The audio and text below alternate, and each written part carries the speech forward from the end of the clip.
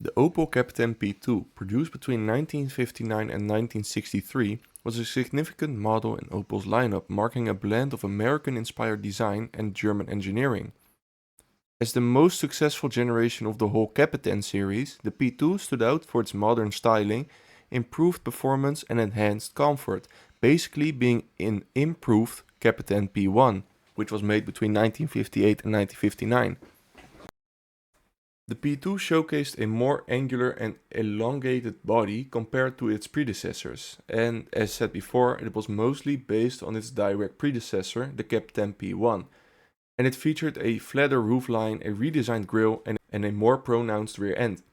The panoramic windshield and rear window provided a sense of spaciousness and improved visibility, just like with the P1, and chrome accents adorned the body and basically were everywhere, emphasizing its upscale appeal. It basically was a redesigned version, as said before, of the P1, but had some improvements. Therefore, the P1 also was only made for a year between 58 and 1959, and this generation was made for 4 years, which was just more normal at the time. Inside, the P2 offered a spacious cabin with comfortable seating for 5 passengers.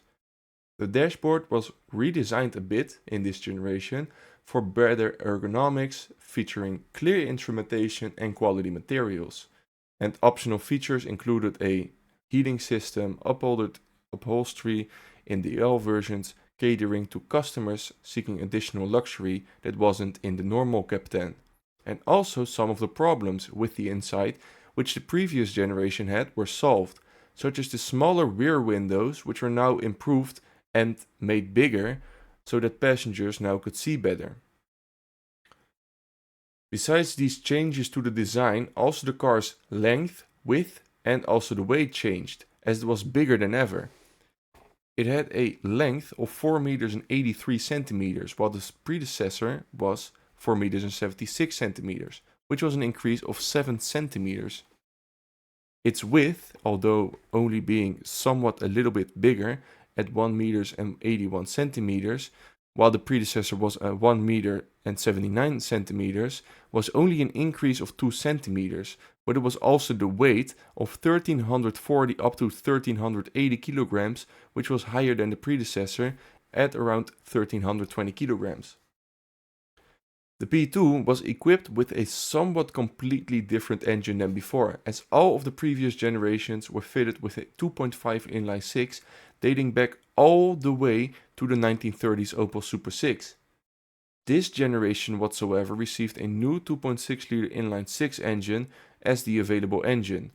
It was more powerful and was available to be paired with more gearboxes than ever. It was now powered by a 90 horsepower engine, which was an increase of 10 horsepower. And it had 186 Nm of torque, giving the car a top speed of 150 km an hour, a 0 to 100 time of 16 seconds for the 3 and 4 speed manual, and 19.4 seconds for the automatic, being 2 seconds faster than the predecessors and having an 8 km an hour higher top speed.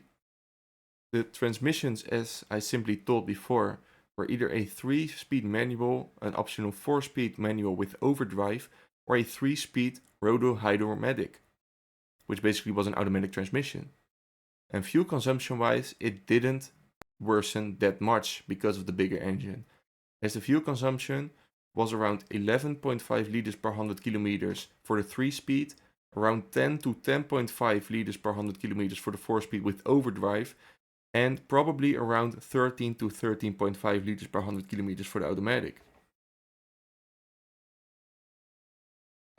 Initially, the P2 came with a 3-speed manual transmission with an optional 4-speed overdrive, also manual. And from December 1960, Opel introduced the 3-speed roto-hydraulic automatic transmission, enhancing driving comfort.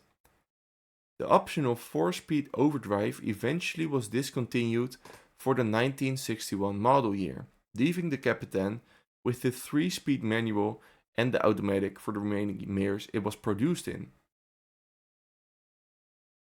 Between August 1959 and December 1963, Opel produced an astonishing 145,618 units of the Kapitän P2, making it the most produced model in the Kapitän series.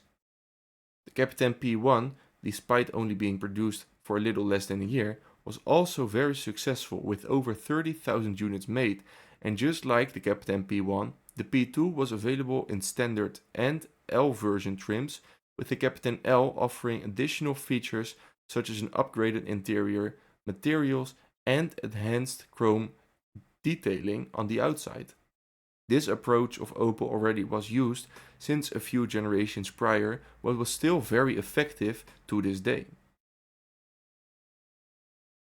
The Kapitän P2 occupied the upper middle class segment in the automotive market. Its main competitors therefore included the Mercedes-Benz 220 series and the smaller, less produced but more powerful 1959 to 1961 Borgward P100. While Mercedes-Benz had a strong foothold in the luxury segment, the Kapitän P2 appealed to customers seeking a blend of style, performance and value, as the Mercedes-Benz 220 was simply much higher priced. The P2 essentially succeeded the P1, which was also panoramically designed and was later replaced by the Kapitän A in 1964. The Kapitän A introduced a more modern styling and updated mechanical components, continuing Opel's tradition of offering comfortable and well-engineered vehicles in the executive segment, and it was also part of Opel's so-called CAT line, with CAT standing for 3 luxury models Opel offered: the Kapitän, the Admiral and the now new Diplomat. I will be making various videos about these CAT line models in the future, so don't forget to turn on the bell on my YouTube account.